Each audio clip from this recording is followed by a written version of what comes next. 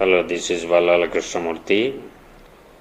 APTS గ్రామ సచివాలయ ఉద్యోగాలు, పోలీసు, స్టాఫ్ సెలక్షన్ మొదలైన పోటీ పరీక్షల్లో ఇంగ్లీష్లో ఇంపార్టెంట్ క్వశ్చన్ అయినటువంటి కాంప్రహెన్షన్ క్వశ్చన్ ఆన్సర్స్ ఎలా వ్రాయాలి, ఇంగ్లీష్లో ప్రావీణ్యం లేకున్నా కూడా ఈ బిట్లో పూర్తి మార్కులు ఎలా పొందాలనేది ఈ వీడియోలో పొందుపరచడం జరిగింది. ఆంధ్రప్రదేశ్, తెలంగాణలో పోటీ పరీక్షలకు సిద్ధమవుతున్న విద్యార్థులకు ఉపయోగకరంగా ఉండేలా వారి కోరిక మేరకు ఈ వీడియోని తెలుగులో చేయడం జరిగింది. ఈ ఛానల్ను సబ్స్క్రైబ్ చేసి బెల్ ఐకాన్ యాక్టివేట్ చేసి ఇతరులకు షేర్ చేయండి. ఇప్పుడు అసలు టాపిక్లోకి వస్తున్నాం. How to right comprehension questions with full score. ఇంగ్లీష్లో మీకు ప్రావీణ్యం లేకపోయినా పూర్తి మార్కులు ఎలా సాధించవచ్చు. ఫస్ట్ థింగ్, కాన్ఫిడెంట్గా ఉండండి, గాబరా పడకండి. రెండవది, మొదటిగా చెప్పినట్టు క్వశ్చన్స్ని అర్థం చేసుకోండి. క్వశ్చన్ అర్థమైతే సగం ఆన్సర్స్ వచ్చినట్టే. ఆ తర్వాత పారాగ్రాఫ్ను స్కానింగ్ చేయాలి. పూర్తిగా చదవడం, తర్వాత స్కిమ్మింగ్ చేసేటప్పుడు ఇంపార్టెంట్ పాయింట్స్ను చిన్నగా పెన్సిల్ డాట్తో పెట్టుకోవాలి. పారాగ్రాఫ్ కాంప్రహెన్షన్ క్వశ్చన్ చేసే ముందు అందరూ చేసేటువంటి మొదటి తప్పు పారాగ్రాఫ్ చదవడం. పారాగ్రాఫ్ కాదు, ఇవ్వబడినటువంటి క్వశ్చన్స్ ముందుగా చదవాలి. పారాగ్రాఫ్ మొదటగా చదివితే ఇది ఎక్కువ సమయం తీసుకుంటుంది, అలాగే తెలియని పదాలు కన్ఫ్యూజ్ చేస్తాయి. దీంతో ఆందోళనతో ఏదో ఒక ఆన్సర్ రాస్తాం. గుర్తుపెట్టుకోండి, పోటీ పరీక్షల్లో ప్రతి మార్కు ఇంపార్టెంటే. అందుకే ఫస్ట్ స్టెప్ ఏంటిదంటే read the following questions carefully. Questions జాగ్రత్తగా చదివితే పారాగ్రాఫ్ దేని గురించి ఉందో అర్థమవుతుంది. ఏ విషయాలను పారాగ్రాఫ్ నుంచి సేకరించాలో తెలుస్తుంది. అలాగే పారాగ్రాఫ్ గురించి ఒక అవగాహన వస్తుంది. అందులోని ముఖ్య విషయాలను గ్రహిస్తాం. ఏ విషయాలను పారాగ్రాఫ్లో ఎక్కడ పొందుపరచాలో తెలుస్తుంది. దీని తర్వాత రెండవ స్టెప్ పారాగ్రాఫ్ పూర్తిగా చదవడం. ఇందులో రెండు రకాలు ఉంటాయి. ఒకటి స్కానింగ్ అంటే పారాగ్రాఫ్ మొత్తం చదవాలి. తెలియని పదాలు, ఫ్రేజెస్, సెంటెన్సెస్ ఏవి వచ్చినా భయపడకండి. అలాగే చదువుతూ వెళ్తే మనం ముందుగా చదివిన క్వశ్చన్కు సంబంధించినటువంటి పదాలు కానీ, వాక్యాలు కానీ, ఫ్రేజెస్ కానీ కనిపిస్తాయి. చిన్నగా పెన్సిల్తో డాట్ పెట్టుకోండి అక్కడ. ఇక రెండవ రకం స్కిమ్మింగ్ అంటే పారాగ్రాఫ్ మొత్తాన్ని చదవకుండా క్వశ్చన్లో అడిగిన అంశం ఎక్కడుందో అక్కడికే వెళ్తాం. మొదట స్కానింగ్ చేసినప్పుడు ఏ విషయం ఏ పారాగ్రాఫ్లో ఉందో మనకు తెలుస్తుంది. అంటే సపోజ్ న్యూస్ పేపర్లో స్పోర్ట్స్ న్యూస్ చూడాలి అనుకుంటే పేపర్ అంతా చదవాల్సినటువంటి అవసరం లేదు. స్పోర్ట్స్ పేజ్ ఒకటి ఉంటుంది, ఆ పేజీ తీస్తే సరిపోతుంది. ఇంతకుముందు స్కిమ్మింగ్ అనే పదం చూసాం. సాధారణంగా మనకిచ్చేటువంటి పారాగ్రాఫ్స్ ఇంగ్లీష్ లాంగ్వేజ్కు సంబంధించింది అయి ఉండదు. అది సైన్స్కు సంబంధించిందో, సోషల్కు సంబంధించిందో, లేదా కరెంట్ టాపిక్స్ సంబంధించిందో అయి ఉంటుంది. మరి ఇందులో ఏ విషయాలను గుర్తించాలి ఒకసారి చూద్దాం. First one, person. బయోగ్రఫీ కానీ ఆటోబయోగ్రఫీ కానీ అయితే అది ఏ వ్యక్తి గురించి పారాగ్రాఫ్లో వివరించారో గుర్తించాలి. రెండవది, ప్లేస్. కథ ఏ భౌగోళిక ప్రాంతానికి చెందింది, అక్కడి భౌగోళిక పరిస్థితులను గుర్తించాలి. చిన్నగా డాట్ పెట్టుకోవాలి. మూడవది, టైం. పారాగ్రాఫ్లో ఉన్న టైం లైన్ను గమనించాలి. సమయం, రోజు, నెల కానీ ఋతువులు కానీ ఉంటే గుర్తుంచుకోవాలి. నాలుగవది, ప్రొఫెషన్. కథలోని ప్రధాన పాత్రలు ఇదివరకే గుర్తించాం కాబట్టి వారి యొక్క ప్రధాన వృత్తి ఏంటిది, వారు చేసిన పనులు ఏంటివో గుర్తించాలి. నెక్స్ట్, కీవర్డ్స్ అంటే కథను మలుపు తిప్పే లేదా ముందుకు నడిపించే పదాలను గుర్తించాలి. ఉదాహరణ, ఎక్స్ట్రాడినరీ అని వస్తే ఆ పాత్ర ఏదో అద్భుతం చేయబోతుందని గ్రహించాలి. అన్నోన్ వర్డ్స్ సహజంగా పారాగ్రాఫ్లో ఉంటాయి. మనం కథ గురించి చదివి ఉన్నాం కాబట్టి వాటిని గెస్ చేయగలగాలి.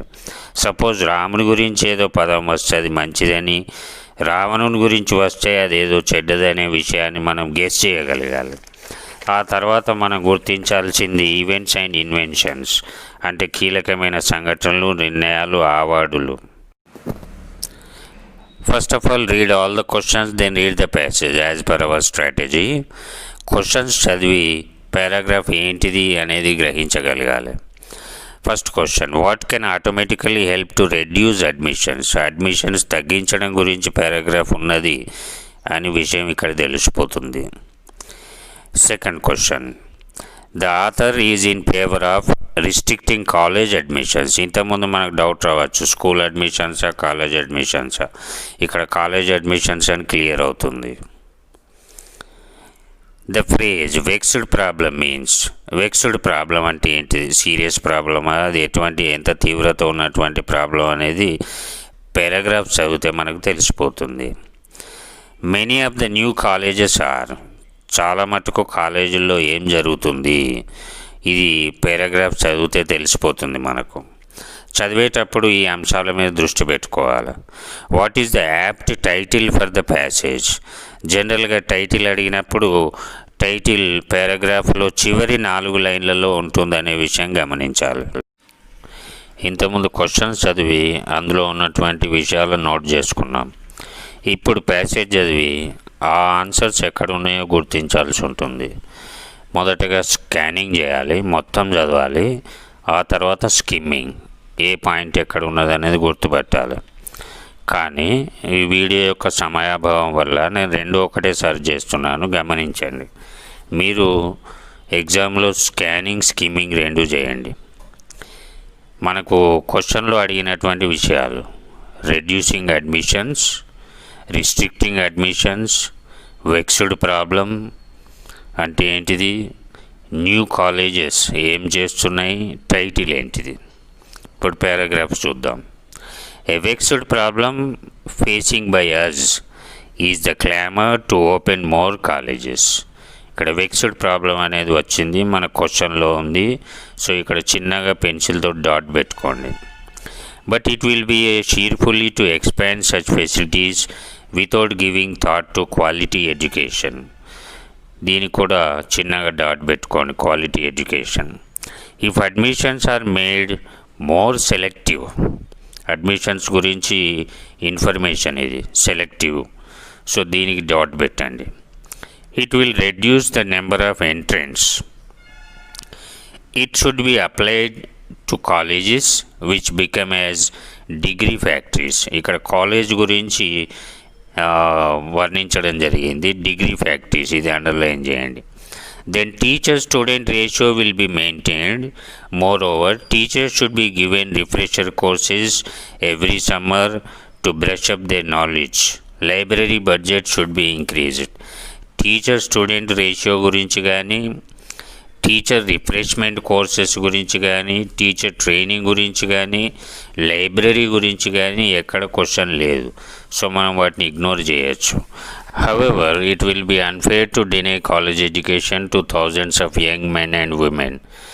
Here, employers should stop insisting degree even for grade 4 jobs.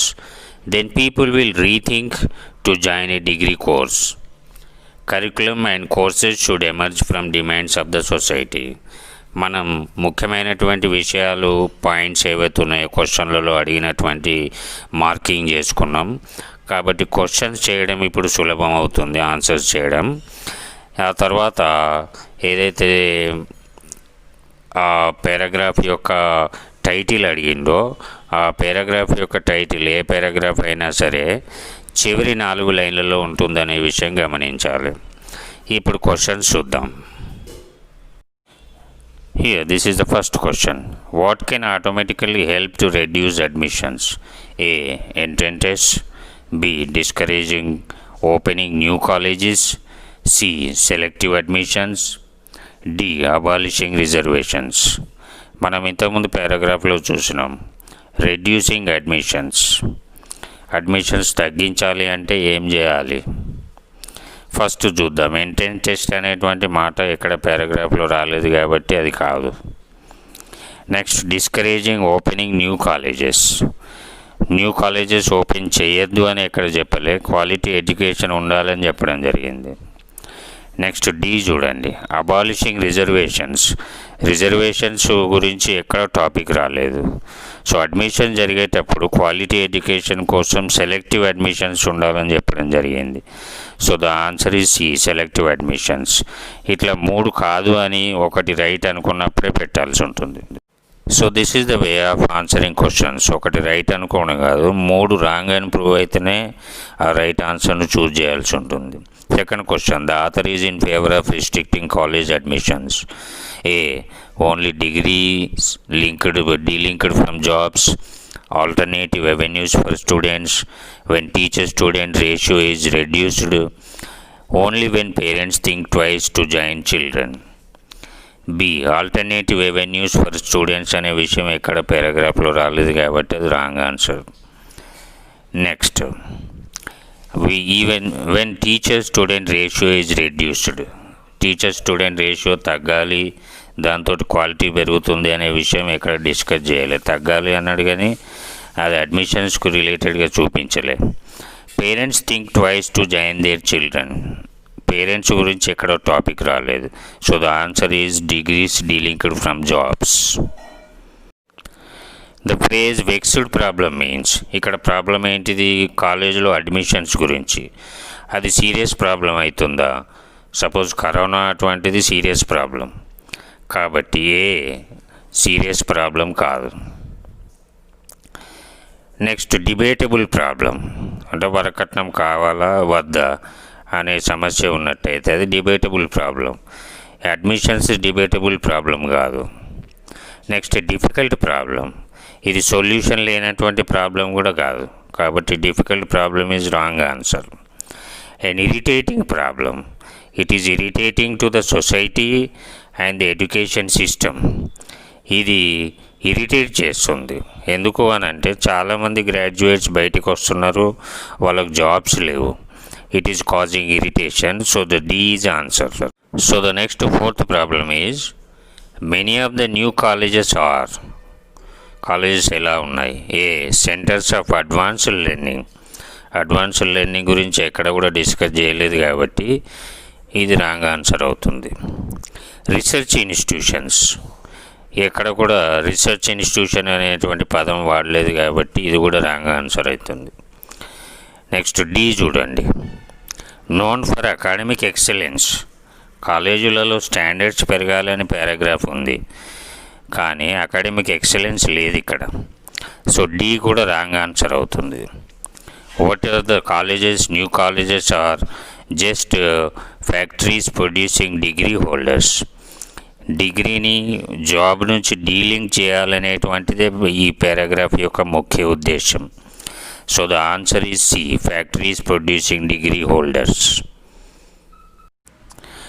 Our fifth question is, what is the apt title for this passage?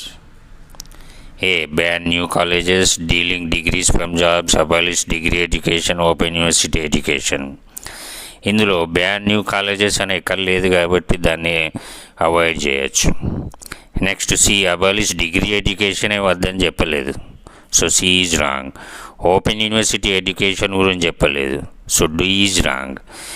ఇందులో చెప్పినటువంటి ముఖ్యమైనటువంటి పాయింట్ ఏంటిదంటే గ్రేడ్ 4 జాబ్స్ కూడా డిగ్రీ అడగడం తప్పు అని చెప్పిండు. అంటే dealing degrees from jobs.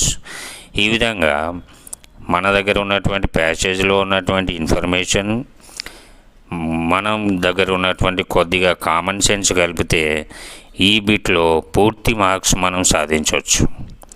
Be confident and follow the tips mentioned. All the best to everyone. మరిన్ని ఇంగ్లీష్ భాషకు సంబంధించినటువంటి వీడియోల కోసం ఈ ఛానల్ను సబ్స్క్రైబ్ చేయండి. ఎగ్జామ్ రాస్తున్న అందరికీ కూడా ఆల్ ది